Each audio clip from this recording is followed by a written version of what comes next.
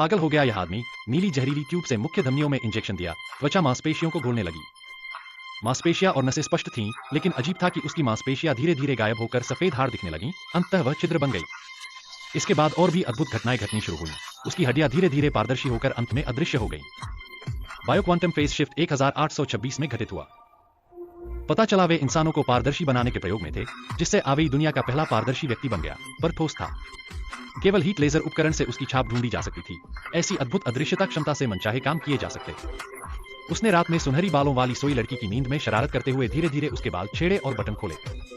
अचानक उसने सुनहरी बालों वाली लड़की को डराकर जागा दिया। आवेई ने तेजी से प्रयोगशाला में फिसल गया। अगले दिन जांच में उसने प्रयोगशाला छोड़ने से साफ इनकार किया। बालों वाली लड़की को चिढ़ाने के बाद आवेई ने शाओमेई छेड़ना शुरू किया, लेकिन शाओमेई ने मना कर दिया। 3 दिनों के अदृश्यता प्रयोग के समाप्त होने पर उन्होंने आवेई को पुनर्स्थापन द्रव्य का इंजेक्शन देना शुरू किया। दवा उसके शरीर में प्रवेश करते ही उसकी नसें और अंग धीरे धीरे प्रकट होने लगे।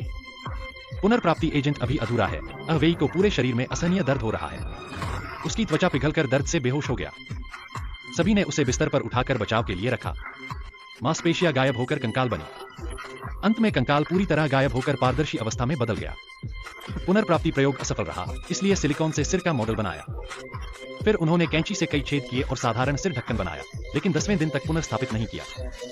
आवेई का गुस्सा बढ़ रहा था। प्रयोगशाला में रहना उसे ऊब देता, इसलिए पोर्शे चलाकर बाहर जाने की तैयारी की। ताजी हवा लेने लाल बत्ती का इंतजार करते समय उसके बगल में 2 जिज्ञासु बच्चे थे। माँ। घर लौटते ही उसने सामने एक आकर्षक लड़की नहाने की तैयारी में कपड़े उतारते देखे। लंबे समय से सिंगल आवेई ने वू फेफई को सोचा। दर्पण में पारदर्शी आंखें देखकर उसके मन आया दुष्ट विचार।